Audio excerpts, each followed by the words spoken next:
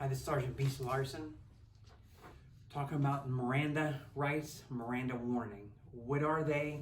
What do they mean? How are they different? And this is geared more towards correction officers. Welcome. This is kind of part of CO Life and the Use of Force series. Police officers get trained a lot more in dealing with Miranda rights and in reading people's rights, Terry stop, those kind of things. That's something that doesn't really fall in the correction field. So I want to follow up. I've talked about Garrity versus New Jersey a couple days ago. I want to talk about Miranda. Supreme Court ruling back in 1966, Miranda v. Arizona. First, what is the difference in Miranda rights and a Miranda warning? The rights are what I'm going to read to you. That's the right that person has that you're reading it to. Miranda warning is the act of reading the rights. So if I gave you Miranda warning, that means we've already been through this reading the rights, and I've asked you and you've said yes or no. You will talk to me, and yes and no, you want an attorney. That's the difference in the Miranda rights and Miranda warning. But here's what it is read from the Supreme Court. You have the right to remain silent. Anything you say can and will be used against you in a court of law. You have the right to an attorney. If you cannot afford to have an attorney, one will be provided for you. Do you understand the rights I have just read to you? Wait for an acknowledgement. With these rights in mind, do you wish to speak to me? And you wait for an acknowledgement.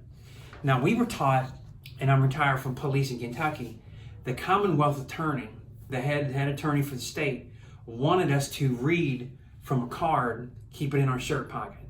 So we had these little cards they can actually sign on the back. We had a box of them. Pull the card out, read it from them. They didn't want any words missed. They didn't want the person to say, well, he was saying it to me, and I didn't understand, and I don't remember him saying this or saying that. So for court testimony, he wanted us to read it right from the pocket, have them sign it. You can put that right in your case file, right there. Photocopy it, have a copy, put that, it was a little green card, and stick that green card. I always stapled it to my arrest folder or the folder investigation folder. That way I can say, here's the card that I read to them. They signed and dated the back. I signed it, witness signed it. Think about these things, okay? I'm going to read a couple more things and we're going to have a brief discussion. Why are Miranda rights important? The driving purpose behind Miranda rights is to prevent law enforcement from forcing individuals being interrogated to incriminate themselves.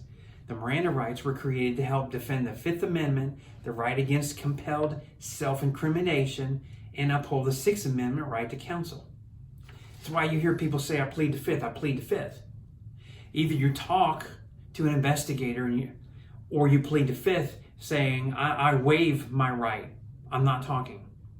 And that Sixth Amendment right to counsel. Everybody has a right to be represented. And that's what it means. If you can't afford one, the public defender is appointed for you and paid for by the state. Sometimes it's ordered some reimbursement to that fund, but that's later. You have a right to have one present if you ask. What happens when Miranda rights are not read? This is very important here are COs. If you make statements to the police or answer questions without having been read your Miranda rights, all is not lost. Anything you say during an interrogation may be suppressed if the arresting officer did not follow procedure and read you your rights. Okay, the arresting officer or / the investigating officer. Sometimes people are a suspect and you're talking and you read them the rights, they're not under arrest yet. And you need to ask specific questions. Where were you on this night? Do you know this person? Were you involved in this murder? You better have read Miranda rights to him, had him sign it and agree to talk without counsel or with counsel present, and then ask the questions. But everybody's not already in custody arrested when they get interviewed. Sometimes the arrest comes second, but you got to know the timing of this.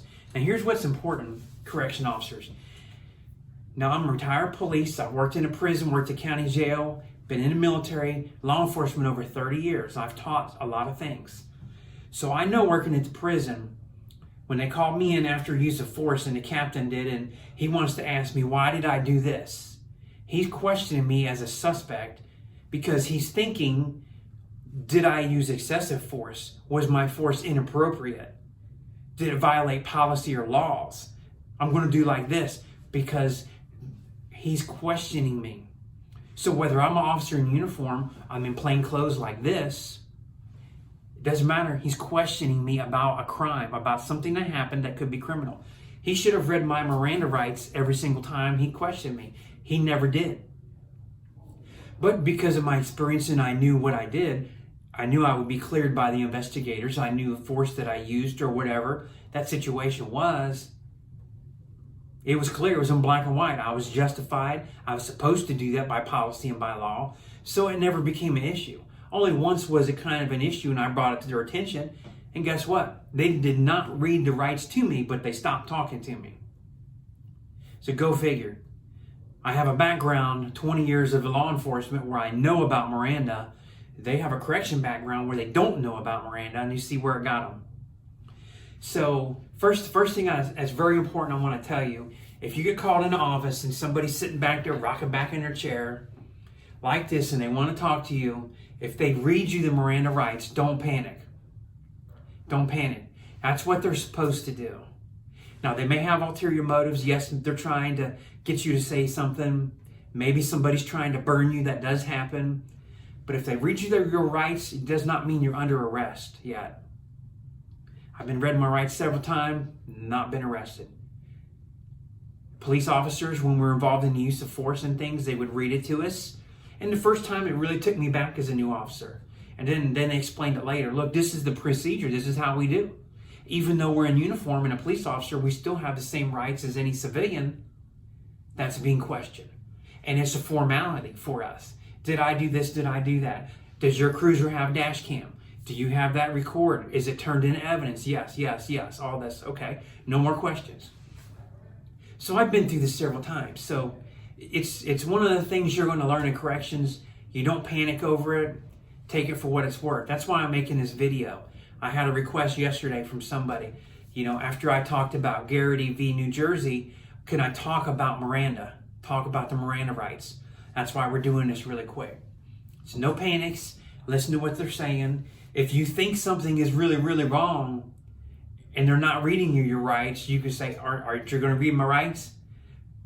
Push that button, make them read the rights, and then you can say no. If you feel like you need an attorney, say no, I want to talk to an attorney.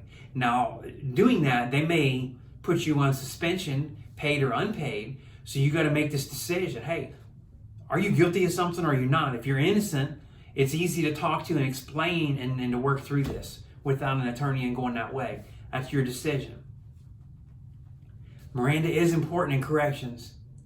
When they call and they tell you, hey, bring inmate so-and-so to the captain's office, and you go up there, or the deputy warden, and they're not in there, it's one of the investigators that's come to the prison to talk to them. What's the first thing that investigator does? Reads them their rights. Don't you ever stand by the door and eavesdrop? You don't put your hand, lean on the door like a kid, like a teenager.